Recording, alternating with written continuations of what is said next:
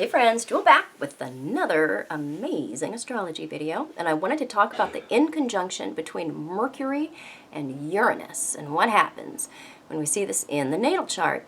So Mercury is our immediate perceptions. It is the precursor to Jupiter, where our perceptions then distill to become our beliefs. So Mercury is our opinions and how we immediately take in information in our immediate environment, file that away, how we process that, how we see that, how we communicate, our speech, our style of speech, our style of thinking, what we choose to, the style of our mental arrangement. And also describes originally, rules that sixth house as well of the workplace, our health, and our experience of our everyday environment and our habits. So when these two meet in an inconjunction, that's a 150-degree angle, plus or minus 1 or 2 degrees, it is quite a brilliant aspect to have. It takes some working out in order to be able to derive the positives out of it only. But any combination of Mercury or Uranus in a birth chart is going to produce a certain amount of mental aptitude. These people are smart, but they are mentally disorganized, so it's difficult for them to communicate effectively what it is they know. Uranus is about things that are quick, changeable, ahead of our time, scientific, new. It's the big punk of the universe that does what he wants to do and is very much, ahead of everybody else. And things that are abrupt are very much ruled by Uranus. So these people tend to be very, very distractible and restless, very anxious when we have this particular aspect. They are always on the move. They have a lot of social contacts, and those social contacts run the whole gamut of different types of people. They know all of everybody there is to know, typically. They have a very big social profile. They talk and speak and think very fast. Talk and speak. It's the same thing, right? They think quickly. Their connections are lightning fast. I mean, their neurons are on fire in there. They have a lot of energy to burn in general, mental energy and physical energy. Slowing down their thoughts in their speech goes a long way towards creating better relationships for them, especially how they're perceived in their local, their wider community, or by their friends, because Uranus rules our friendships. And so it's also, pretty difficult to start a relationship without a friendship, too. That's typically the precursor to a relationship. So this can get in the way of our romantic relationships also, not just our social relationships. So they can be very much perceived as coming across as very zany or kind of off the hook or a little uncontrollable. They are very aware of this. They understand that other people get that their mind and their thoughts race. And it creates a nervous tension within them that actually contributes to the problem. It trips them up, and then they say the wrong thing or start talking too fast again, and then they feel bad about that, and then it makes them talk faster. And so they need to practice mindfulness. And meditation tends to be pretty difficult for people that have any Mercury-Uranus contact, but it is important because there is no space between the thoughts. When we have Mercury-Uranus contacts, we're quite brilliant, but our mind is always working, always working, always working. And so we need to get away from that so we can recede out of that sometimes and have a larger sense of what we are truly, truly connected to. Uranus is the bigger connections that we make and represents, our larger societies. And so when we can recede from the mind, which we're very much under the control of, we can make contact with the soul, because the soul is found in quiet. The soul is found in stillness, and we don't do quiet and stillness with this aspect. But when we can train our thoughts and our mind to slow down, we can put some gaps into those, we can understand how completely connected we are to our society and to our everything. We're connected to everything. And so it is very much like having a stutter. And you stutter your normal amount, but then when you get around somebody else and you're nervous about your stutter, it makes it worse. And then the more nervous you are about how you just stuttered more, then the worse it is, and then the words don't come at all. So this is very much like that. The tension that they feel that comes from how they don't understand they are or are not being perceived or are being misperceived, it makes them socially stutter, I guess, is what I'm trying to get at.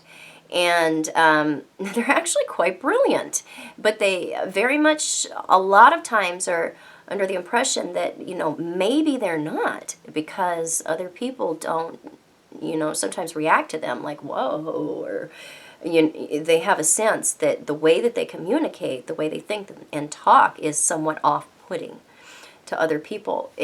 It's not that the abilities aren't there. I mean, these people are, really smart. It's just that the thoughts are going so fast. So they're really good in promotion, in any kind of marketing, sales, really good of that. But specifically promotion, because Mercury is the salesperson, Uranus is bringing that to the larger social group.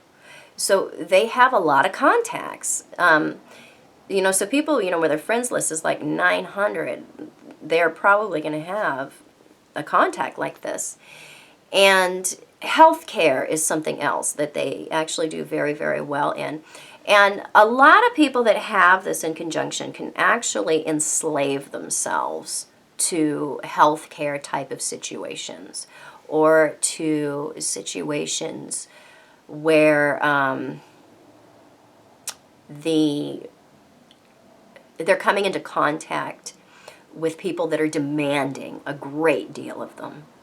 And so there's the stress that they live with, because they find themselves in these roles where people are asking for more, and people need more, and they need this or that, and they can have all kinds of people coming to them, because Uranus represents large groups of people.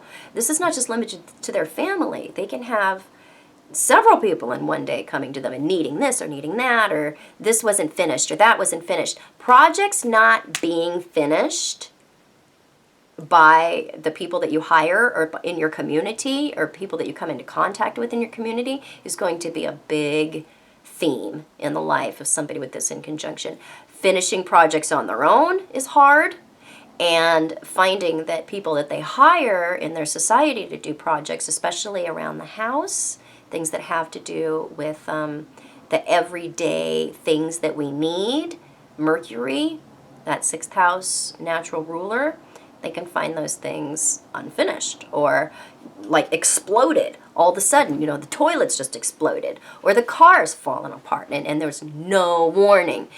This is very much a manifestation of their own electric energy preceding them. I actually once knew somebody with this particular aspect, and she was so high-strung that the small appliances in her house would blow out. This was regular. It was a manifestation of the fact that she had so much going on that the circuitry in her actual small appliances, like the toaster, would burn up. So they can find electrical problems in their houses. They can find problems with their cars.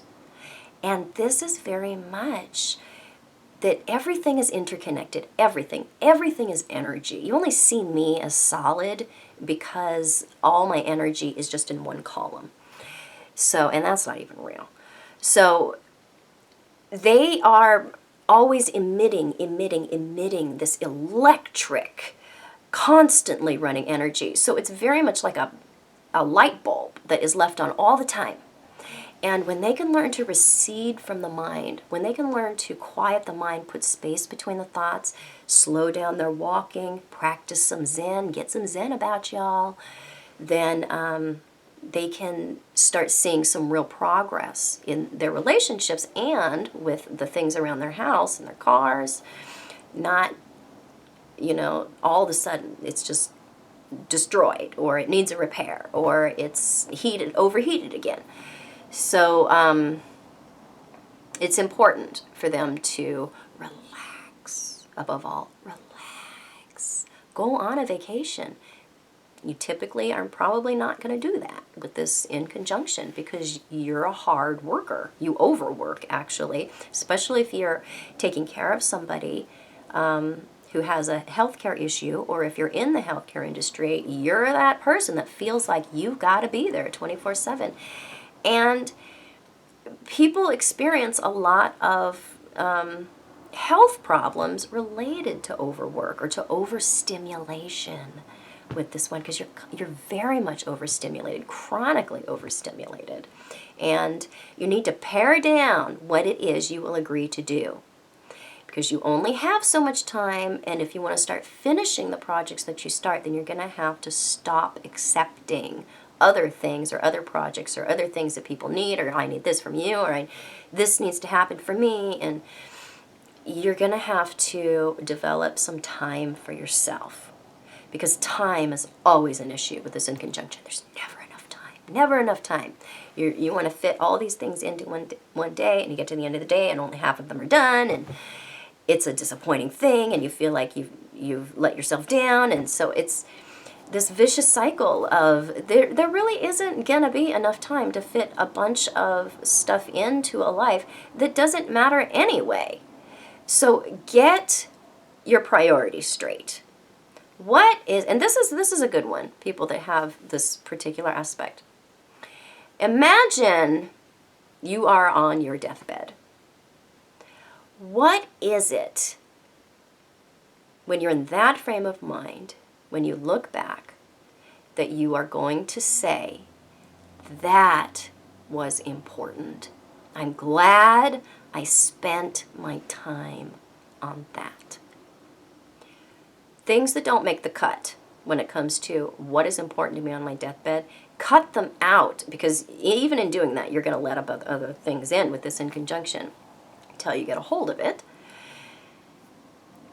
Your priorities are important. You don't have to fit everything into one life. You have many lives. You have many opportunities, if you don't believe in many lives, to absorb as much of life as you can. Can't fit it all into one day. So relax. Don't allow people that have sixth house issues, which is usually healthcare or infirmities, to put so much pressure on you. It is not all up to you. And remember that at the end of the day, it's really important to turn off your mind. Because usually it's only in the deepest recesses of sleep that people that have this aspect actually rest. So it's important to rest your mind even when you are awake by receding from it. And in the end, paying less attention to the mind. So I hope this was helpful. If it was, please subscribe to my channel. You can find me on the internet at truthandaspectastrology.com and on Facebook at Truth and Aspect Astrology, where you should be following me because I do the daily astro weather forecasting, and Instagram as well. And I'll be back super soon with more super cool videos. Don't forget to send me your requests. Bye-bye.